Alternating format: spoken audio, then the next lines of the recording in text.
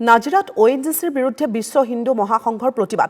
ONGC কৰ্তৃপক্ষৰ বিৰুদ্ধে BTCৰ দিনৰ সম্পদ বিক্ৰীৰ অভিযোগ উত্থাপন হৈছে। ৰাজহুৱা পথ অধিগ্ৰহণ কৰি গল্ফ কোৰ্ছৰ নিৰ্মাণ চলাইছে ONGC। গল্ফ কোৰ্ছৰ নিৰ্মাণৰ বাবে শিশু শ্ৰমিক নিয়োগ কৰাৰো অভিযোগ উত্থাপন হৈছে। ব্যৱহাৰ কৰা শিশু শ্ৰমিকক প্ৰাপ্য মজুৰিৰ পৰা বঞ্চিত কৰাৰো অভিযোগ উত্থাপন হৈছে। ভয় ভাবুকিৰে স্থানীয় লোকক দমন কৰাৰো অভিযোগ উত্থাপন হৈছে।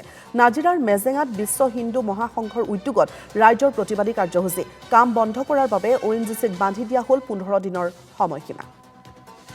দাবী কৰিছে আমি দিব লাগিব প্ৰথম পৰা লুণ্ঠন ৰাজ চলাইছে ONGC বন্ধ কৰক ONGC go back Gautam Bora মুৰ্দাবাদ golf secretary Gautam ONGC go back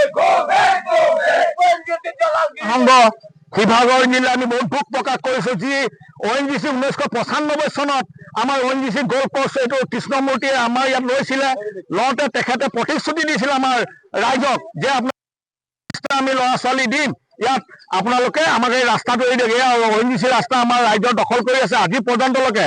আৰু যিসকল আমাৰ চাহ জনগোষ্ঠীৰ লোক তাত আমাৰ দিন হাজিৰা কৰে ঘাঁহ ঘালে ঘাঁহ কাটে।